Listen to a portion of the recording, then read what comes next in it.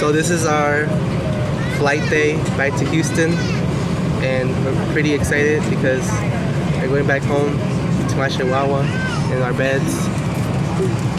I'm not gonna sleep. Hi. What am I saying? What are you feeling? I'm feeling tired, but I'm happy to be on the plane because we don't have any more connections.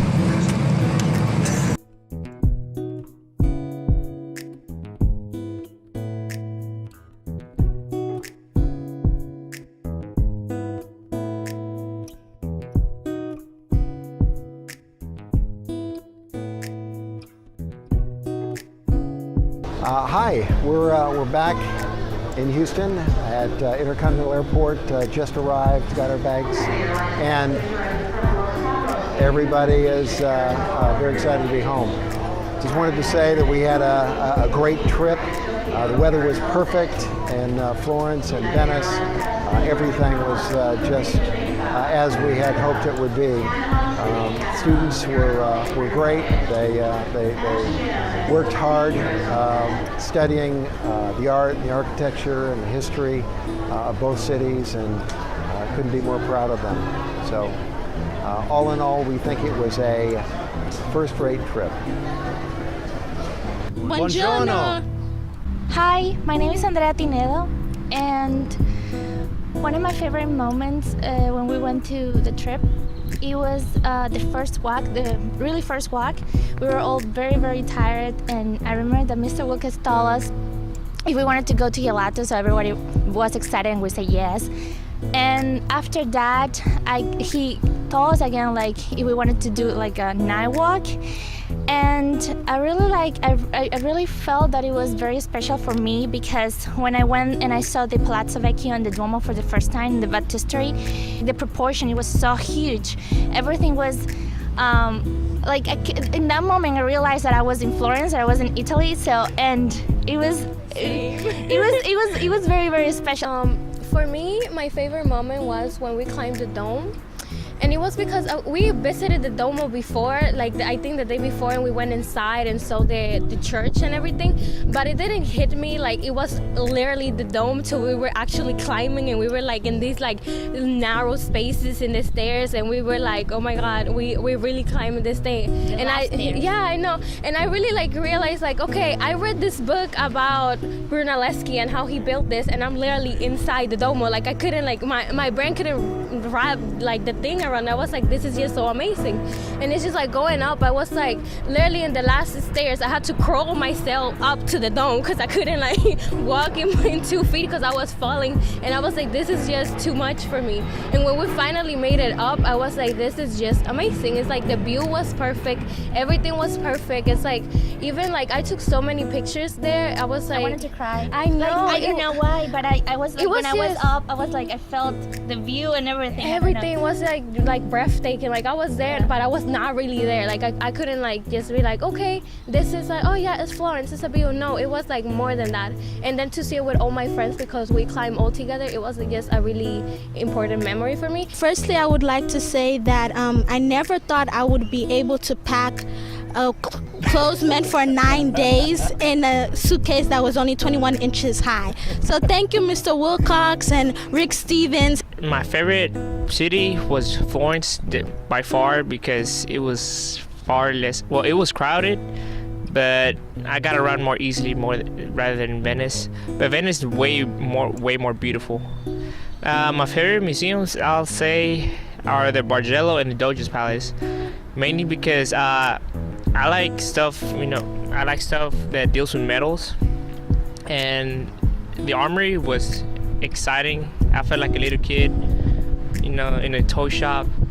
And from what I learned from this trip is that, man, it's pretty tough getting around. All the classes we took, art history, the humanities class, and world literature helped us understand and comprehend more of Florence and Italy overall, to understand the history and appreciate more everything we saw over there. I got this Venetian flag in Venice, surprisingly. So yeah, you can see it's red, it's gold. You know, Venice is likes their royal colors a lot. Of course, it has the main part of the flag has the wing line, the symbol of Saint Mark, and of course the symbol of Venice. My favorite place is St. Mark Basilica and the Duomo Baptistry. I think it's because of the spiritual ambient inside that make me feel really peaceful. And overall this trip, I think that it's really well prepared for us to travel next time, not just only in Europe, but all over the world. And I really am grateful for this trip that opened my eyes about how Europe looks like, the part of the world that I have never been to. This trip is, not just about vacation, but is more like a learning experience. You learn so much. I mean, by the time the airplane took off, we already knew so much about the city, Florence and Venice. Going back to the climbing the Duomo, that was one of the most amazing experiences I have in this entire trip, because it was a challenge for me. Like, I did not actually get physically prepared to climb the Duomo, so I thought I was not going to be able to climb it at all, but I actually ended up climbing it, and I felt very accomplished.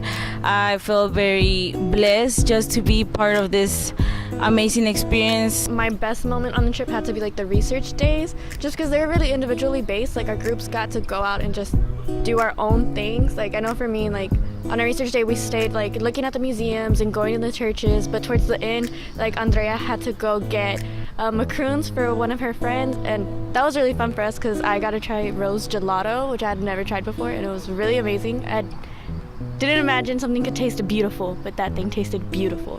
I realized the importance of planning and researching the destination you're gonna go way ahead, like even before you book the flight ticket.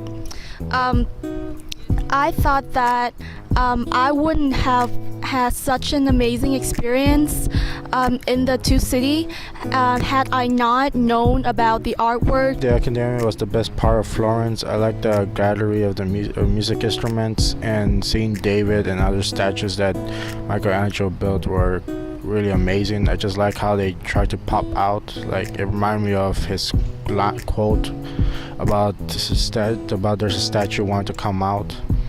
And Venice, I liked the time when we went to listen to chamber music. I especially love how they played and this kind of amazing. Like, they didn't even see their sheets. Like, they had it all memory. What we learned from this trip was the simple fact that in order for us to enjoy a city, I think we have to do our research beforehand in order to appreciate everything we see in the city. For example, in Florence, I wouldn't be able to have appreciated Brunelleschi's dome if I wouldn't have read the feud between Brunelleschi and Ghiberti. I wouldn't have known like the importance of the dome and how it came to existence if it wasn't for me reading and knowing this knowledge. Same thing as what Saul said. I think doing the research beforehand, before traveling, was very important, because once we were in Venice and I saw the paintings and the works by Titian and Giovanni Bellini, as we know, Giovanni Bellini was the teacher of Titian, and to see their works and how they're similar and how Bellini impacted Titian's work and just his painting style was very important for us to know.